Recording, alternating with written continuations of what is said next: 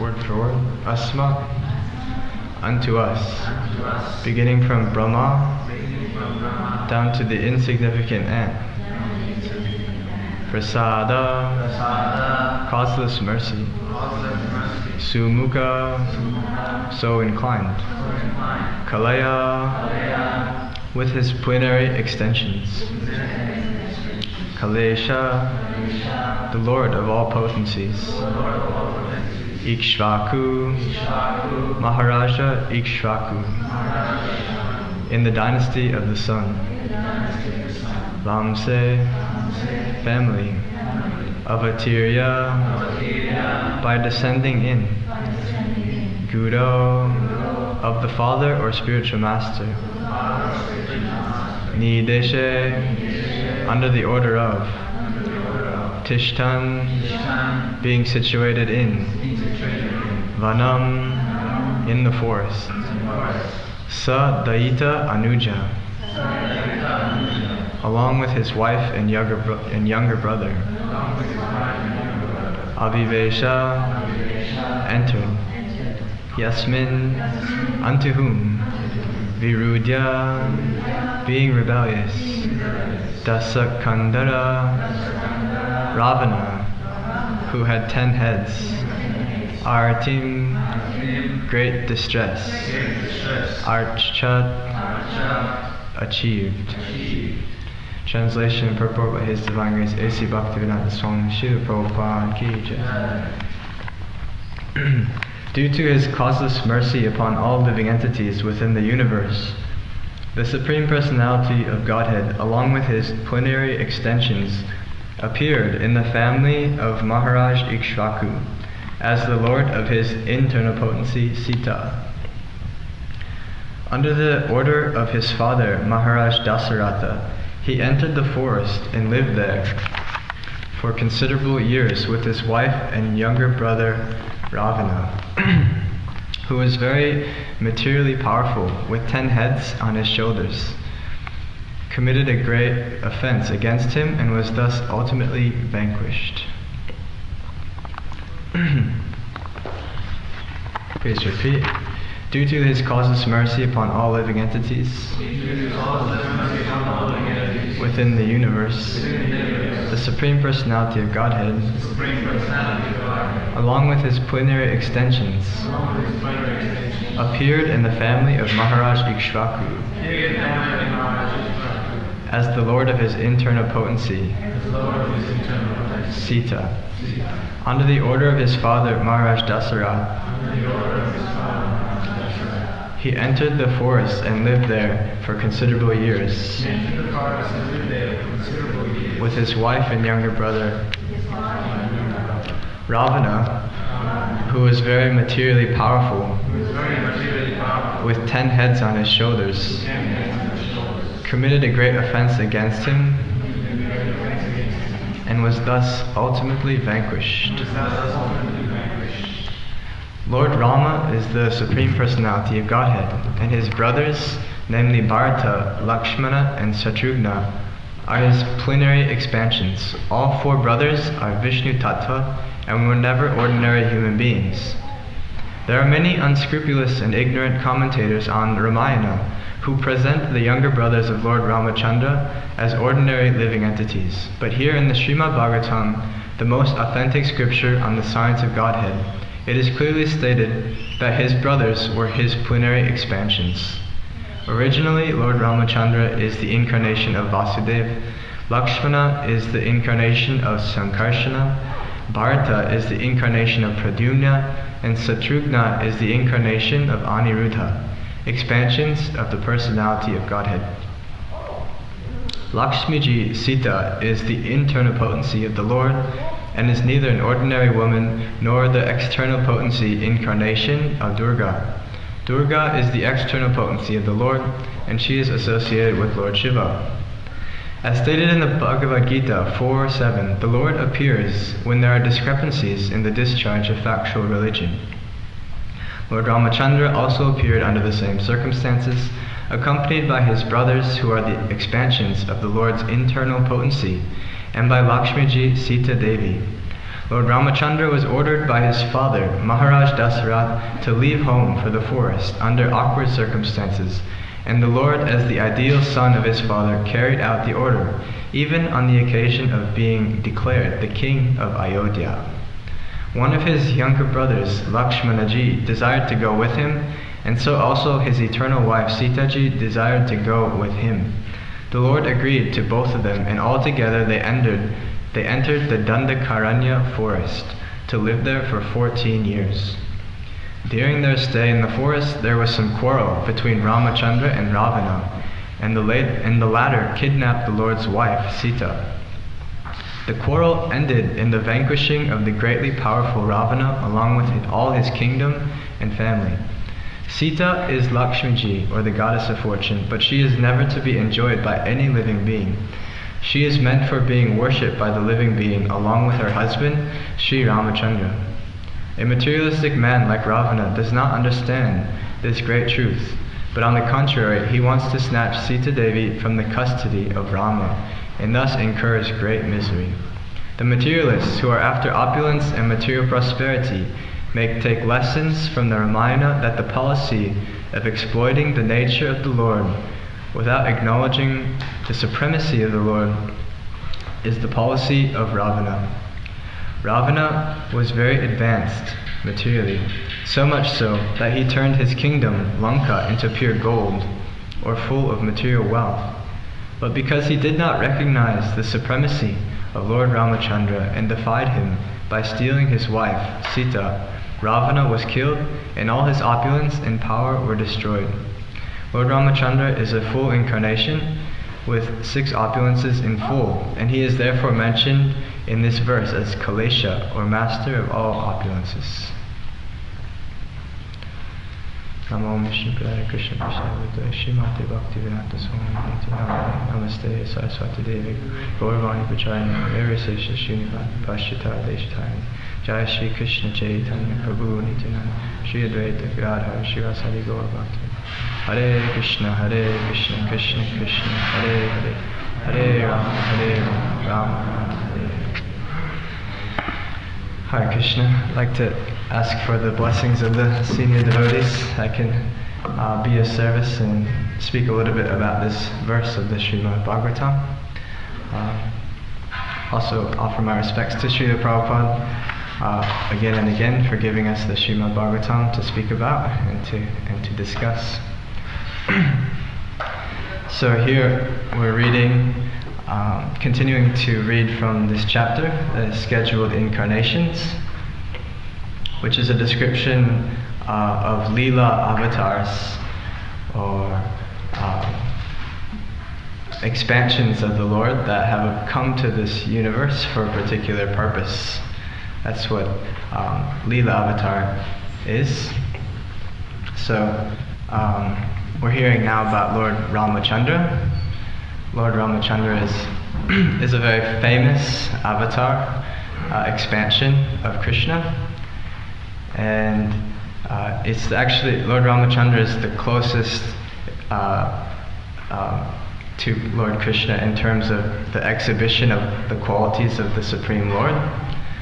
I was reading in the Laghu Bhagavatamrita by Srila Rupa Goswami, and that there's a separate category of incarnations and expansions, and Lord Ramacandra and Lord Nrsingadev are in this category. There's 3.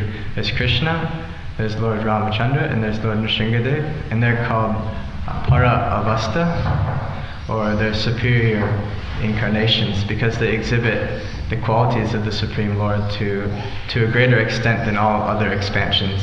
And then, of course, of those, then Lord Krishna in Vrindavan is considered the source of all avatars. So they're in a special category. So that's what we're hearing about here, is Lord Ramacandra, who is a Para Avastha expansion, a very close expansion of Krishna. and the measurement of the closeness of expansion is the potencies that expansion exhibits. And so here we're hearing about Lord Ramachandra's potencies and his pastimes. So they're more intimate than the other expansions. We hear more about Lord Ramachandra than all these other expansions, and this story is very famous in India. The story of Lord Ramachandra entering the forest, being banished from the kingdom of Ayodhya, and then the battle with Ravana, how Ravana steals Sita, and then how Lord Ramachandra ultimately kills Ravana. It's one of the most famous stories of the Vedic literature. Explained philosophically because Lord Ramachandra is a special incarnation of Krishna. So, before talking a bit about that, just in general, progressively through the Bhagavatam, what we heard about in the last couple of chapters is the Purusha Avatars. So in this Laghu Bhagavatamrita, Rupa Goswami categorizes all the different expansions, all the different avatars of Krishna. And there's the Purusha Avatars, and there's the Leela Avatars, which we're hearing about now, and there's the Guna Avatars, and there's the Yuga Avatars, and there's the Manvantara Avatars. And so we've heard about the Purusha Avatars. This is Krishna's expansions to create the material universes. There's three aspects, three different Vishnu forms. There's the Mahavishnu, which there's unlimited, in the unlimited universes expand from Mahavishnu. This is the first Purusha avatar, Mahavishnu. Universes come out of his pores, and then they go back into him. This is explained clearly in the Brahma Samhita, and also in the Bhagavatam as well. So there's the Mahavishnu, and then all these universes come from him. And then when the universes come from him, then he expands himself again into each universe, and he lies down in the ocean, the Garbhodakashai Vishnu form, Garbha ocean. And then from him sprouts a lotus flower, and Lord Brahma, the original living entity in each universe, comes out of his abdomen. So this is why we're hearing about this in the Damodar-ashtakam, how it's so amazing that Mother Yashoda is binding the rope of the abdomen of Krishna, because the expansion of Krishna is Mahavishnu and Garbhodakashai Vishnu, and then from that abdomen, the whole universe is expanding. So that's why the pastime is so sweet, is because Krishna is so mystical, so opulent, that his expansion, the whole universe comes from. And then, but at the same time, he has this loving relationship with Mother Yashoda, and she's binding the rope. So we offer our obeisances to that rope. We offer our obeisances to the belly of the Lord and that rope. And that's one of the verses that we're singing every morning. And then from that expansion of Garbhodakashai Vishnu, then there's the third Vishnu, Kshirodakashai Vishnu, who is the Paramatma feature of the universe, and he exists in the Sweta planet, and he's involved with the maintenance of the universe and reciprocating with the needs of the universe. The demigods go to the planet where he resides and prays for help when they need help. So from that Vishnu, the Purusha avatar, then it's described that these Leela avatars come from them when there's a need for it at the scheduled times. And does everybody know what Leela means, the word? Anybody? Leela? Pastimes? Any other word for it? Leela? That's a good one. Playing? Play is good, yeah. Play. Kali? That's a Sanskrit word. Yeah, pastimes, play, or drama also, I was thinking drama. So these incarnations, they come, and then they exhibit some drama, some play. And why do they do that? To attract our attention. So we all like to hear about drama. Does anybody like to hear about drama? Yeah, Bharat likes to hear and talk about drama. Yeah, we have a taste for drama. Who did this? Who did that? Who married her? Who married him? What's the latest news in this world? So Krishna knows that we like to hear about drama, so he has to come and exhibit some drama to attract us back to him.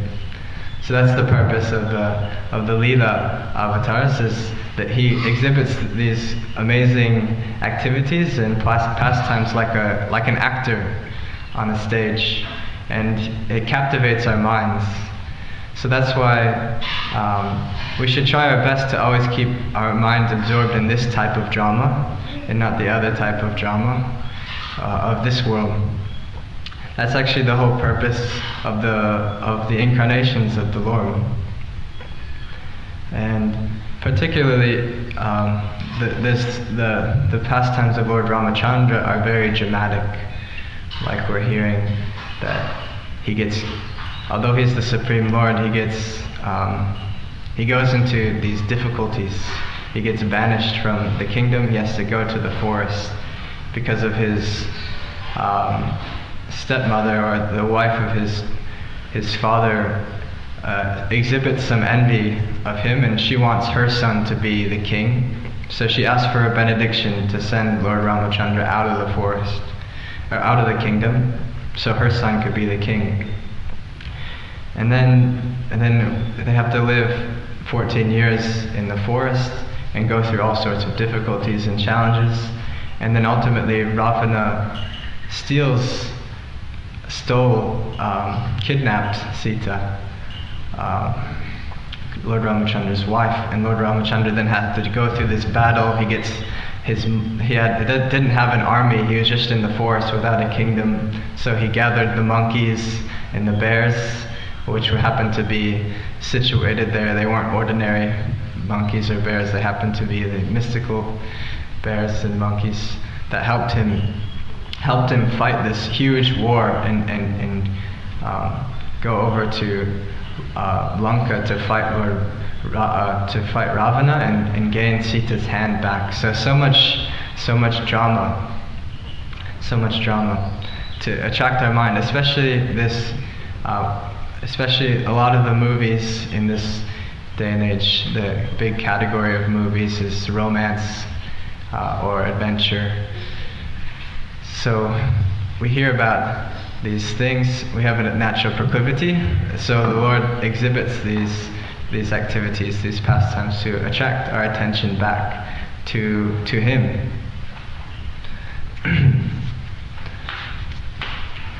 So this is the concept, speaking philosophically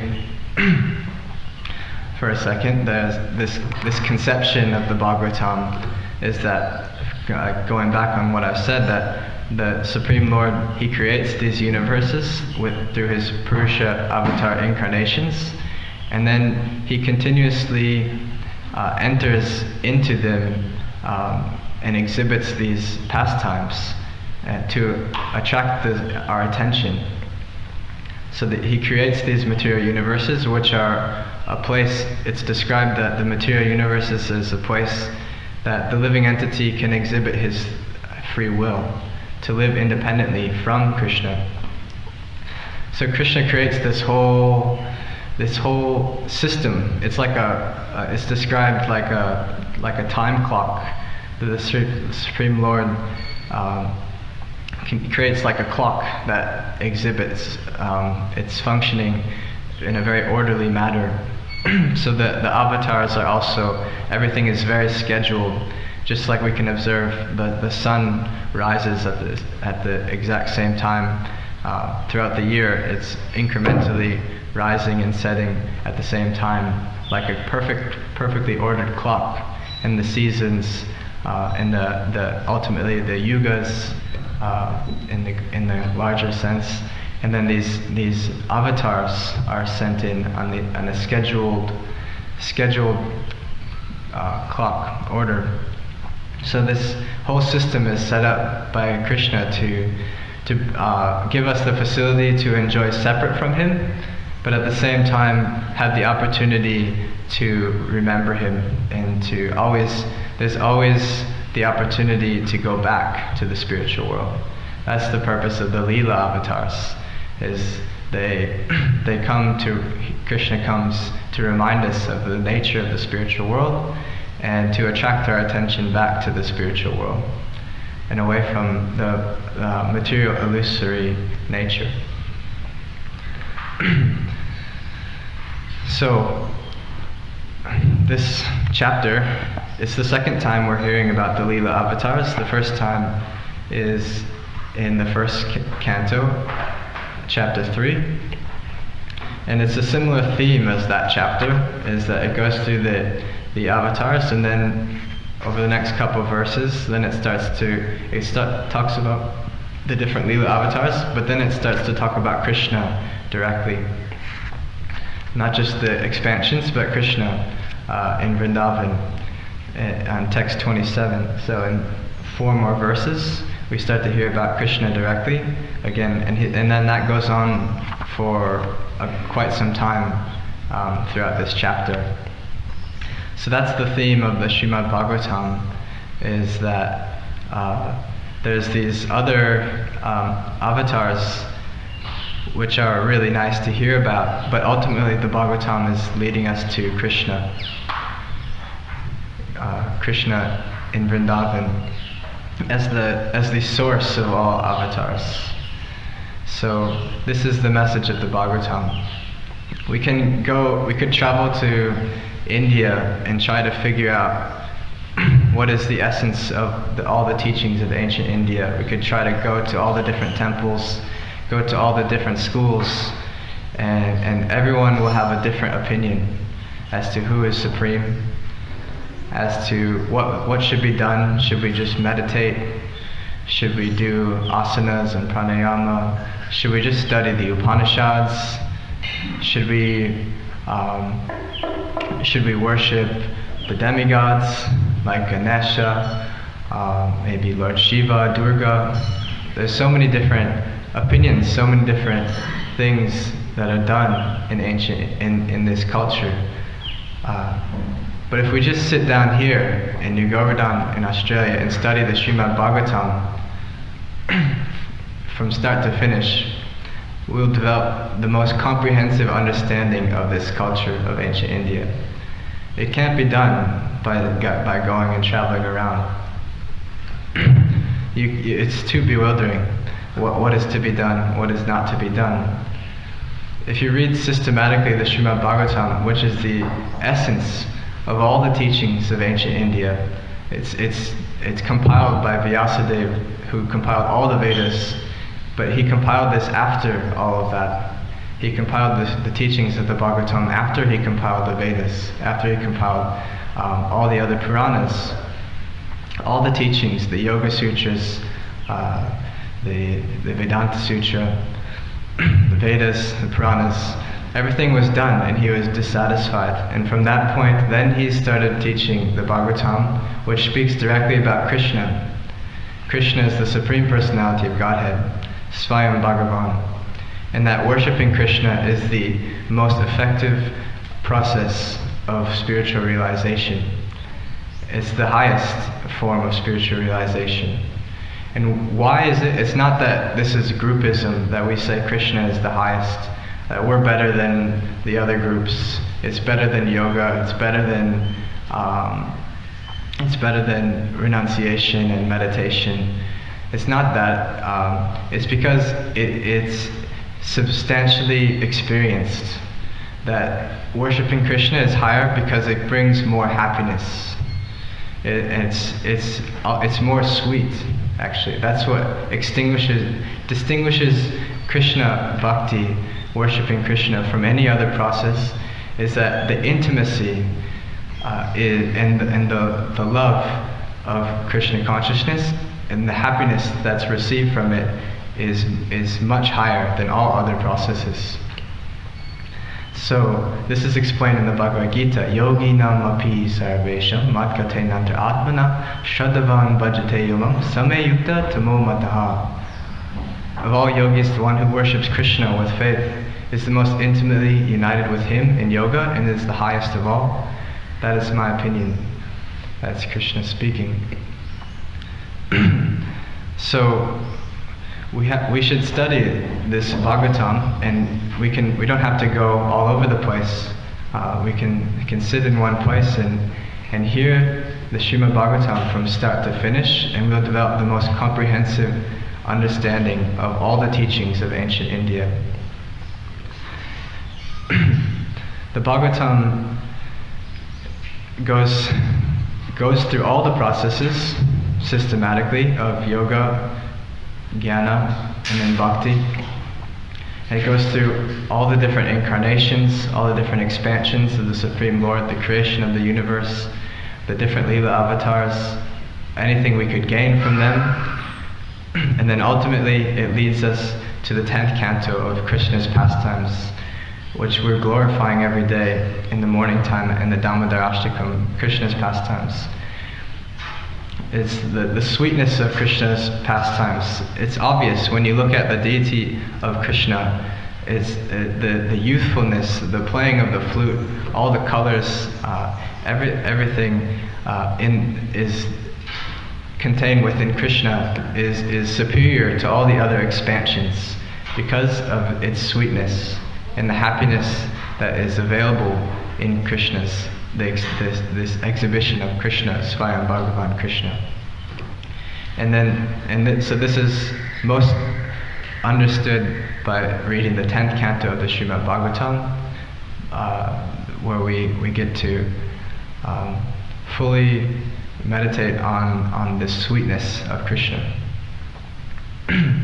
So there's nothing really better than reading the Bhagavatam, the 10th canto of the Bhagavatam, after you've read the first 9 cantos. When you go through it like that, and you finally get to the 10th canto, and then you get to read the pastimes of Krishna, that your understanding of the Supreme Lord is well situated, and then you hear the activities of Krishna and the sweetness of Krishna, and it just melts your heart. That's what these pastimes that we're hearing about of Lord Ramacandra, also they do that. They melt your heart, and you don't really care at that point. The philosophy makes perfect sense, but that's subordinate to the happiness that you're receiving by meditating on Krishna. And so that's the great gift of the Srimad Bhagavatam.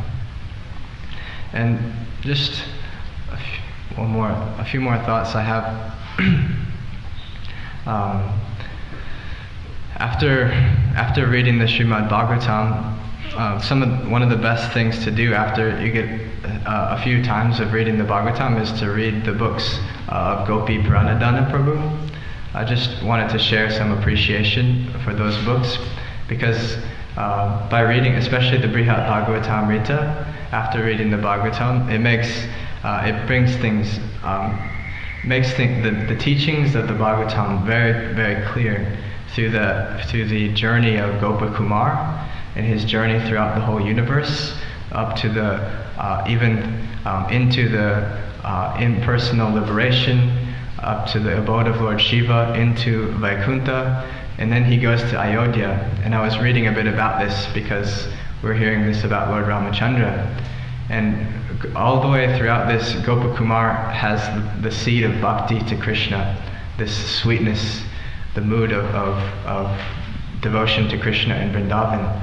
And so everywhere he goes, he's not satisfied. Even though he's achieving very high states of God realization even in Vaikuntha, he's in Vaikuntha, still he's hankering for the sweetness of Krishna.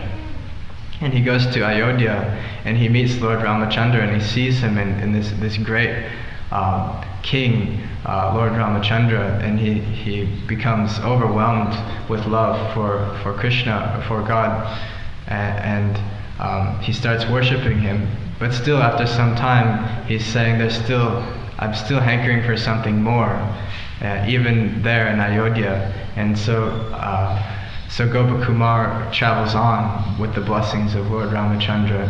He travels on from Ayodhya into Goloka Vrindavan, that's where he ultimately meets Krishna. And so also, so this is from the Brihat Bhagavatamrita, which is Sanatana Goswami's work, which helps us understand the teachings of the Bhagavatam. And then also there's the Laghu Bhagavatamrita, which is Rupa Goswami's work. And it's the same teachings, that's why he called it Laghu Bhagavatamrita, but he just breaks it down very philosophically.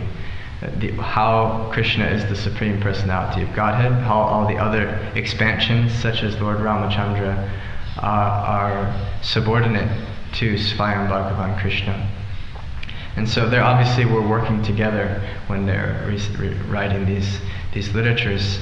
And it's very interesting to note how the brilliance of Gopi Pranadhana Prabhu, how he chose these particular books to translate first, and also the mood by which he did it as well. These books are so much in line with Srila Prabhupada's books. They're like the next. He actually was involved with the finishing the Bhagavatam also, so he had very much experience of translating in line with Srila Prabhupada. And these books that he specifically chose to translate, and then the way that he did it is very, very special. So I just wanted to take some time too, because I've been meditating on these books. He translated 4 books. The Brihat Bhagavatamrita is the longest one, and then there's the Laghu Bhagavatamrita, and then there's Tattva Sandarbha, and then I forgot the title of the other one, Krishna Leela Stava.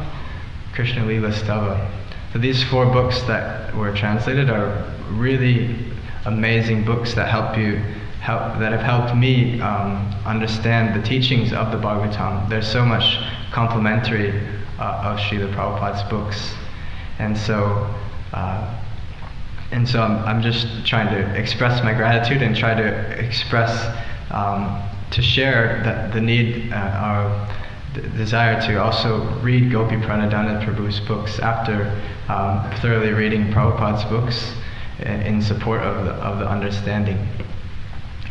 There's so much in line. Also, they're all published by the BBT as well, so obviously they're very much in line with Srila Prabhupada's teachings. And yeah, so just to summarize a bit before finishing, we're hearing about Lord Ramacandra here, who's a Leela avatar, expansion of Krishna. And Krishna manifests these material universes for a specific reason, and then he also continuously comes to remind us of the nature of the spiritual world, and that's what a Leela avatar incarnation is. And so they exhibit some drama, some play, to attract our attention out from the drama of this world back to the transcendental drama of the spiritual world. And so we should try to always hear about the spiritual drama, the Leela, the activities of the Supreme Lord from the Srimad Bhagavatam, so we can keep our mind always fixed on the transcendental platform and not get overwhelmed and bewildered by the drama of this world. Does anybody have any thoughts to share, questions, comments? You could just take this one probably, it's a wireless one. Okay.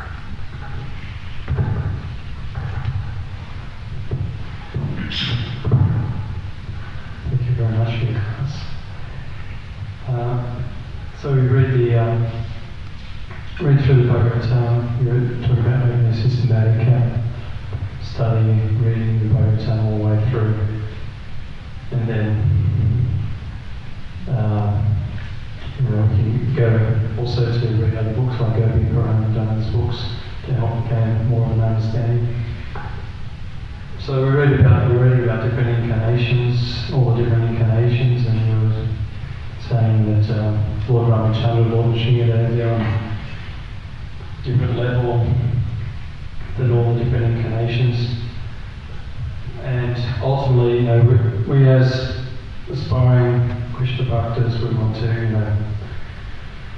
be ultimately in love with Krishna. We're desiring to be devotees of Krishna. Yeah.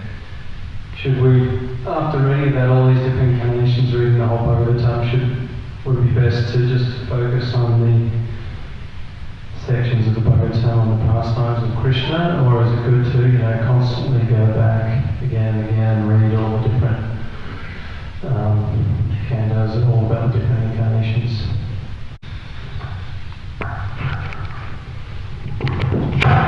Well, I guess it depends on how many times you've read through and your level of realization.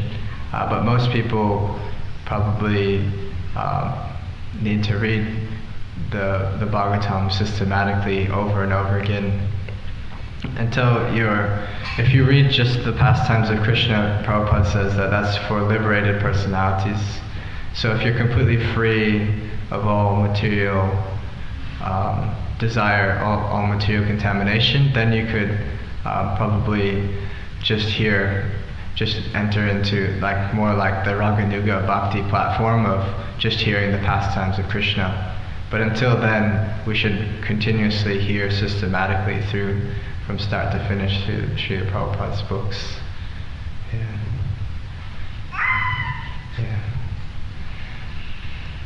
What do you think?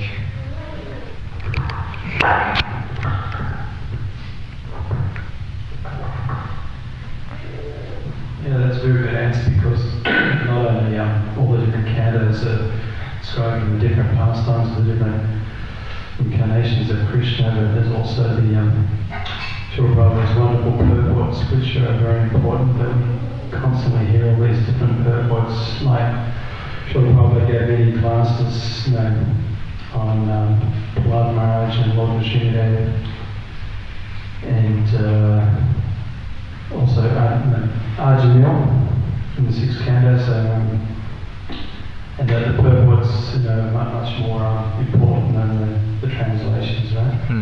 Difficult to understand the philosophy just by reading the translations, but by having Srila Prabhupada's purports, we can get a more clearer understanding of the Leela and the philosophy behind all the incarnations.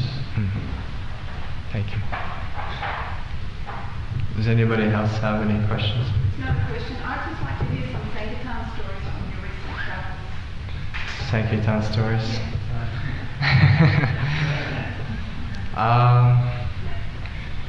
Yeah, I'm not such an exciting person, but Tell someone else. After doing some exchange you've had with people out there that you can share with us. yeah, there was sometimes were cool. I was like, Or did you just have a holiday? well, Krishna reciprocates, mostly a holiday, yeah. Now Krishna reciprocates with individuals at different times. That's what I noticed. Like some days, others in our group would be just getting them all out and just easily distributing books, talking to people. Everyone would take it, and then I would be getting none out. And then some days I would be getting some out, and then they would be getting none out. So one of the days we were in Yapun, which is a ocean beach town, small beach town, and nobody was distributing any books. And then I just prayed to Krishna I said, please bring me to people who are sincere. And I just started walking around, and I just found myself entering into shops, going shop to shop. And then, like the third shop I went to, the shop person bought like 5 books, like 3 for himself and 2 for his coworker. And then I went into another shop, and then they bought a coffee shop. And I went to the person who was doing working in the coffee shop, and they said no. Then as I was walking out, there was a person in the shop, and I just asked him, and he took a stack of books and gave me a donation. And then I walked out and I met with Padma and Nick, and they were both struggling still in this small town during this day. And they're like, nobody's taking any books. And I was getting the mercy during this day. And then as they were like sitting there, like, we don't know what to do, this lady walked by, and I stopped her, said, like, I was showing these books, and I said, this is the Bhagavad Gita, it's in Sanskrit, every verse is a mantra. She's like, oh, mantra, I do mantra every night. Come here. And she took me to her shop that she owned, and she bought books for herself, and she bought books for all her employees. And she was like, she hired people who were also interested in this yoga and meditation. So it's just interesting how it happens that when you're sometimes Krishna gives you the mercy, and sometimes you have to go through the mercy comes in the struggle as well. That was a good day for me. Can I ask another question? Do you wear devotional clothes or just regular? I do wear pants, and I just try to wear like clean, like kind of plain clothes, not so like nothing with like marked, but like just like white pants with like kind of so you still look simple, but no, I don't wear dhoti on book distribution. Thank you. Yeah. Just your question. I was wondering the other day why Ravana, how come that Ravana killed his whole family before he himself went into battle with Ramacandra? We know it's for pastime's sake, but how did he justify it?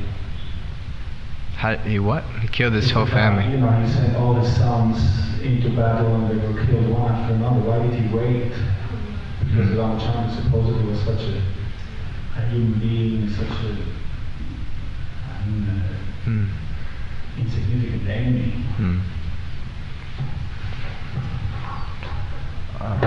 I'm not so familiar. I haven't done much reading or studies. I've never even heard that really so much detail. It's not in the Bhagavatam. I haven't really done much hearing of the pastimes, so I don't really have much to say about that. Not sure.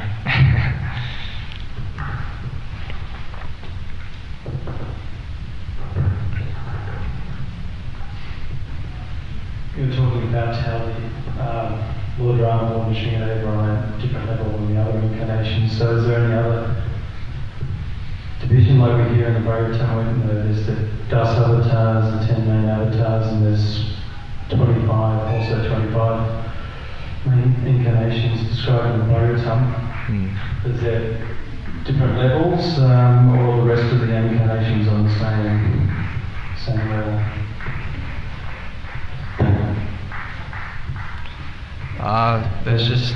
That's all I've heard is just those 3 are put into a separate category by Rupa Goswami. But then, in terms of Leela avatars, but then there's different categories of like Manvantara avatars, Yuga avatars, so, but they're not considered higher or lower in those categories. We got to wrap it up. Last point. Just in response to that point, they're all stitching together simultaneously kind of different because ultimately they're all Krishna. But specifically with the Leela avatars is they manifest whatever potency is required for that pastime. Just like you see like Purusha he manifested that chakra potency. Nrsimha manifested, even though he's Paramasta, he manifested anger. So whatever is required to perform that pastime, they manifest. But they're absolute. So you can't really.